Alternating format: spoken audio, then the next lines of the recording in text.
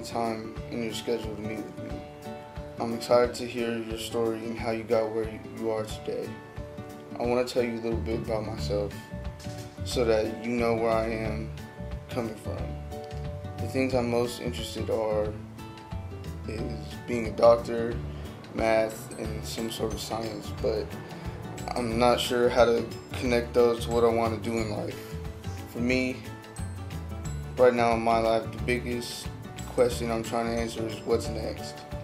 I'm hoping that you have some wisdom and experience that I can apply to my life.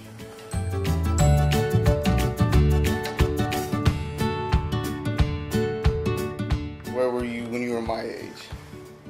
So, high school, I loved math and science also. And I also loved science. We had to come up with our own science experiment when I was your age. And we had the space shuttles. They were going up pretty regularly then.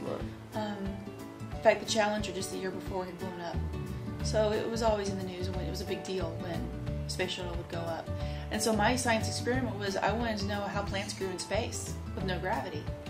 And my teacher and I struggled with how to create or recreate, some kind of no gravity scenario type thing. So we tried putting plants through stoppers into test tubes.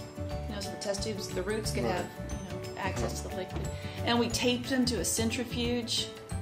We tried everything we could think of, to recreate some kind of no space. And I don't remember what I ultimately did, but we made it.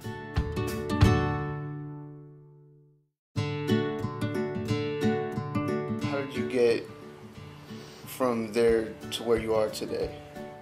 I graduated high school, top of my class. Not the top, but I was in the top 8% of a graduating class of 400. And I on my own had picked the university that I wanted to go to because I thought it best supported math and science. And my parents, it took them just off guard that I was suddenly ready for college. And we hadn't sat down and had that discussion. I just assumed I was moving out of the house. I assumed I got to pick where I wanted to go to school. Right. And they looked at me and just kind of laughed and said, no, we're paying for it. We pick where you're going to go to school. Right. And you're going to stay right here in town. You're going to live in this house.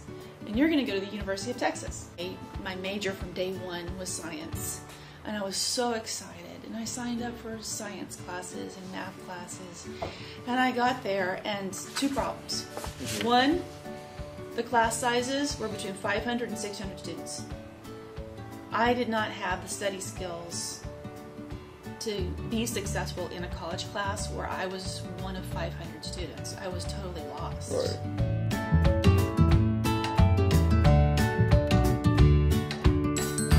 So how did you figure out how to get from out of that situation? My math class was the worst. My professor was from China, and I'm sure he was exceedingly brilliant, but I couldn't understand the man at all. Nobody could. I was trying to make friends. I was trying to put together support groups, study groups, and I took refuge in the liberal arts department. English, stories. And I thought that I would just stay there until I figured it out. And I ended up graduating with liberal arts.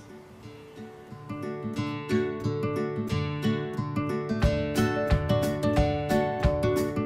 you do anything else before you taught English? And write. I'll go into news. I'll do that. So you were on the news? And I went to every TV station in town. The secretary position upstairs in the sales department, you want that? I said, yeah, okay, I'll take it. And they said it only pays $13,000 a year. I'm like, okay, that's all right. I don't have an apartment. I don't have any bills. I live with my parents. That's okay. I'll take it.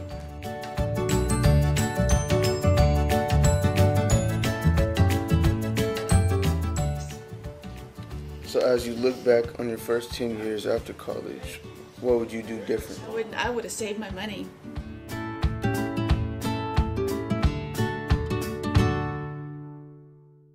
Somebody wants to be you. What do you suggest that they do to follow your footsteps? Always have options.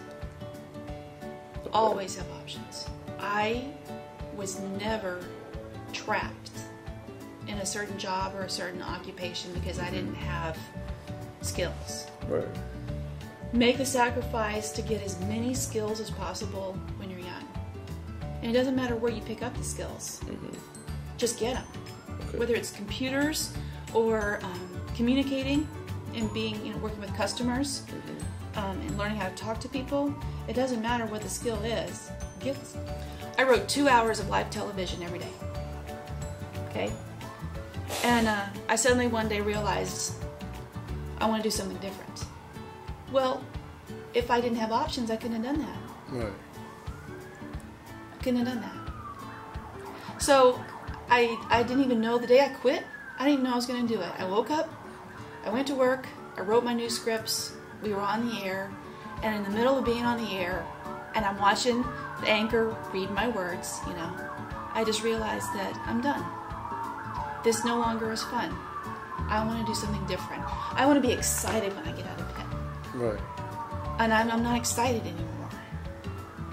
So I wrote a resignation letter. Before we were off the air, I'd already written a resignation letter and emailed it to my boss. I didn't have another job lined up. I got a big final paycheck. They worked me so hard, my overtime paycheck when I walked out the door was $7,000. Wow. Yeah, I worked really, really hard. Crazy. So I had some money. I didn't have another job lined up, but I had options. Okay. I knew people. I had different skills. So I worked as a caterer for 2 years. I didn't want to use my brain so much. I wanted to use my hands instead. I was tired. It's like, can you imagine writing a massive research paper every single night? With a deadline because you got to go on the air? Nope. So I ended up being in a bakery in my own room with nothing but a radio. And I listened to NPR every morning and just had my hands in dough. And I did it for 2 years. And then I was broke and $10,000 in debt because I loved my job, but it paid nothing. I could have gotten food stamps. I could have qualified for food stamps and social welfare for as little as I was making. Wow. So guess what? 10 years later, I went to that filing cabinet and I pulled out my teaching certificate. Now you're here. Yeah. And 3 weeks later, I had a job. Wow. Options. You gotta have options. And that means that when you're young, before you're tied down to financial obligations, like car payment or rent or credit cards or anything like that, that you every month you owe somebody money, try not to get trapped in that. Right. Try to leave yourself the option to sleep on someone's couch. Stay with mom and dad until you're 23. Do what it takes to get the skills. Okay.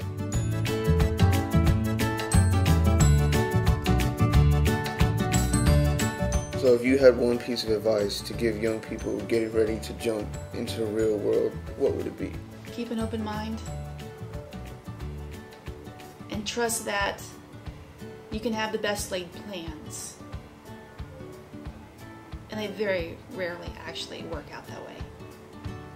But if you keep an open mind and you're willing to be flexible and change your path, right?